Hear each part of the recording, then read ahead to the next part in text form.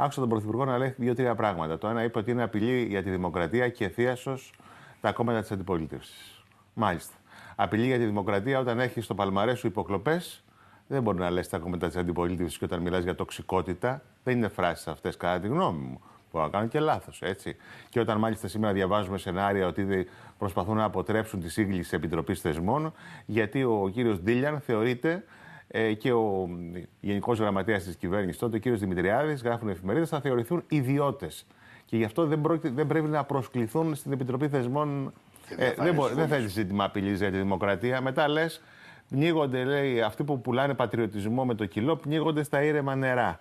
Αυτό ήταν ευθεία βολή κατά Σαμαρά. Εγώ δεν κοιτάω τα πρόσωπα. Εγώ κοιτάω τα επιχειρήματα. Πώς το λες αυτό τη στιγμή που σήμερα βγαίνουν εφημερίδες και λένε ότι στον Υπουργό σου των Εξωτερικών, τον κύριο Γεραπετρίτη, είπε ο κύριος Φιντάν ότι ο νόμος για τη γαλάζια πατρίδα συνεχίζεται. Αυτό είναι ήρεμο νερό ή ταραγμένο νερό? Δηλαδή, να έχουμε και μια συνείδηση του τι λέμε από ένα σημείο και μετά. Ή στη Σύνοδο Κορυφής του ΝΑΤΟ έρχονται οι Τούρκοι και θέτουν δύο ζητήματα για δύο στρατηγία, ένα στην Κωνσταντινούπολη και ένα στα Άδανα, που ουσιαστικά έχουν ως στόχο να ελέγχουν τον επιχειρησιακό χώρο της Ανατολικής Μεσογείου, μεταξύ αυτών και το Αιγαίο.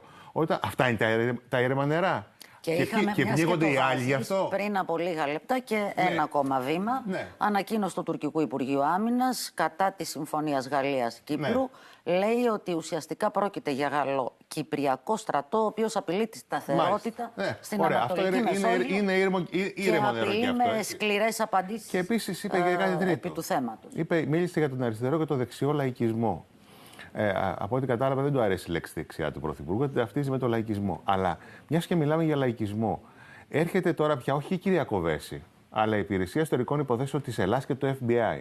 Και σου αποκαλύπτει τον πελατειακό δίκτυο που έχει κάνει ζημιά στον κοινοτικό προϋπολογισμό 21 εκατομμύρια ευρώ σε όλη τη χώρα. Μπαίνουν φυλακή συνέχεια.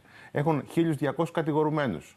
Αυτό το επιτελικό κράτος, το πελατειακό δίκτυο, το αγνοούσε? Και αυτό δεν είναι λαϊκισμός? Ή έρχεται σήμερα πάλι η υπηρεσία παθογένεια, δεν το άκουσα αυτό. Έρχεται σήμερα η Υπηρεσία Εσωτερικών Υποθέσεων και ουσιαστικά από το πόρισμα, Φίλιππε, για τις πολεοδομίες και Νικόλ, έχουν παραιτηθεί 3 γενικοί γραμματείς. Σήμερα ήταν ο τρίτος. Παραιτήθηκε και ο Γενικός Γραμματέας του Υπουργείου Πολιτισμού. Σήμερα.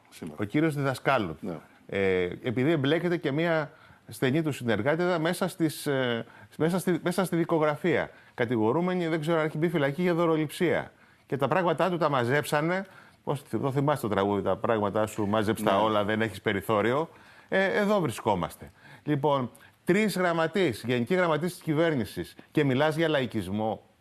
Σε ποιον τα λες αυτά όταν μιλάς για λαϊκισμό, όταν γίνεται εμπόριο με τις άδειες της πολεοδομίας ή εμπόριο με τις παράνομες επιδοτήσεις? Εγώ μπαίνω λοιπόν όχι στα σενάρια, αλλά στο τι λες. Στέκεσαι μπροστά σε μια κάμερα και αρχίζεις και λες ότι είναι απειλή για τη δημοκρατία η αντίπαλή σου, απειλή για τη δημοκρατία όταν έχεις το θέμα με τις υποκλοπές, ήρεμα νερά όταν γίνεται ο κακός χαμός και σου λένε ότι έρχεται γαλάζια πατρίδα, και λαϊκισμός όταν γίνεται κανονικό εμπόριο μέσα στο κράτος, το οποίο εσύ υποτίθεται ότι ελέγχεις με το επιτελικό κράτος. Δεν μίλησε μόνο για πώς λέγονται αυτά τα πράγματα? Μίλησε και για την ψυχή της παράταξης. Είπε ότι δεν έχει χαθεί. Ακριβώς αυτό απάντησε. Από τις εκλογές του 24. Και πού είναι η ψυχή της παράταξης που έχει πάει? Είναι, όπως αντιλαμβάνεστε με βάση τους αριθμούς, ένα 20% είναι εκτός της Νέας Δημοκρατίας. Δεν είναι στη Νέα Δημοκρατία. Έχει φύγει την παράταξη. Από το 41.